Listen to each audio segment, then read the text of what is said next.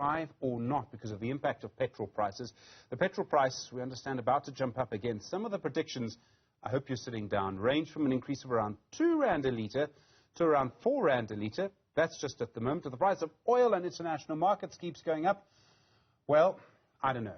Maybe you won't be able to get to work. Maybe you won't be able to get to school. It could just be too expensive for so many people. But there are other options. There is, of course, public transport. Lorenzo Davids is the CEO of the Development Impact Fund. He's been promoting public transport and particularly trains. Lorenzo, good afternoon to you. You've been using public transport, particularly in Cape Town, as the trains have started to come back. Is it cheaper than using a car? Good afternoon, Stephen. Yes, it is. It's remarkably cheaper. It's a no-brainer. We can get onto trains for 20 rand and do a trip that is 18 kilometers long. And the car will cost you 3 times that amount of money. So no, it's foolishness to keep going to cars and not use public transport. Isn't it about point to point? I mean, the joy of a car, you can listen to whatever radio station you want to listen to. You can spill your coffee. You don't have to apologize for it.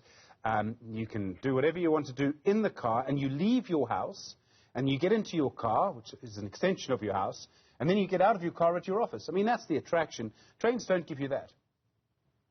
Yes, they don't give you that, but it is the beginning of a transformation in the public transport system. We have to become accustomed to walking a few kilometers to a station or to a bus stop or to a taxi rank.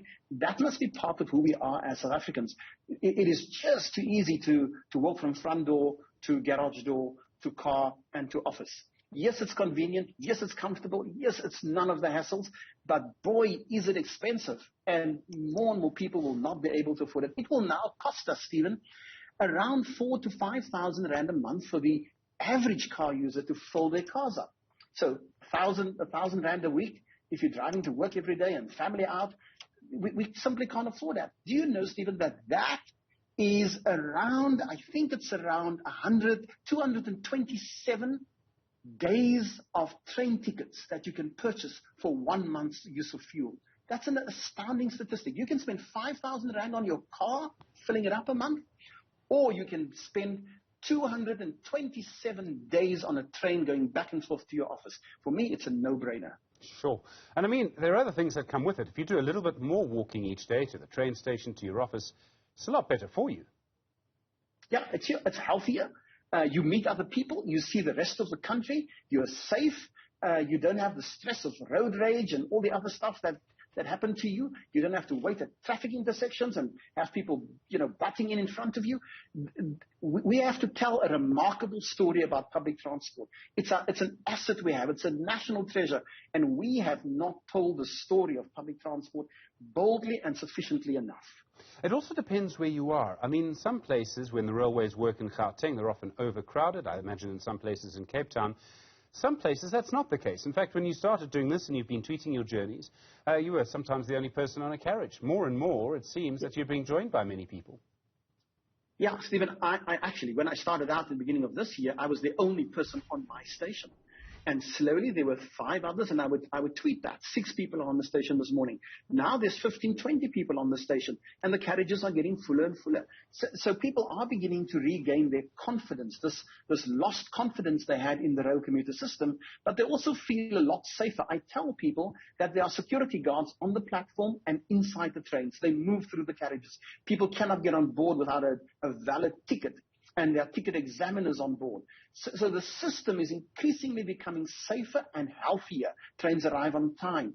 So people have to return in some way to these stations so that they can experience what I think is a great rail service. It's not great in every part of the country. Let's be honest about that. It's not great in the Eastern Cape at the moment, the reports I'm getting in. It's not great in Gauteng at all. Cape Town's rail network is beginning to emerge, but only on the southern line. It hasn't any regularity and frequency. The central and northern lines are not working as well. But I say to South Africans, they have to pitch up on stations in their thousands and demand a rail service because it is the cheapest form of transport. It also means that you get out and about and see South Africans who are not like you. In other words, we live in our bubbles sometimes. I think especially since the start of the pandemic, as South Africans, our communities don't mix as much as they should. Schools are integrated, offices are integrated, and sometimes I think that's about it. Shopping malls maybe. When you go to a train station, you will see people who are from different communities. That's an important aspect. It is a very, very crucial aspect to growing the validity and the depth of our democracy. If we say that we are a rainbow nation, a united country, a country that's in search of a better purpose for itself, then integration at public transport level, seeing other people, is a valuable exercise.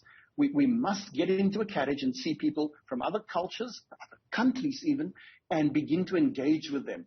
The conversations are so rich inside a carriage when you sit there for 44 minutes, which is the length of my journey, and I begin to hear French, and I begin to hear other African languages, and I begin to hear foreign languages on the trains even now.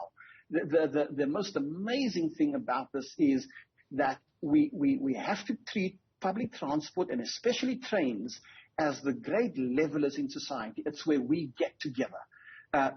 Officers actually can't accomplish that as great as a public transport service can.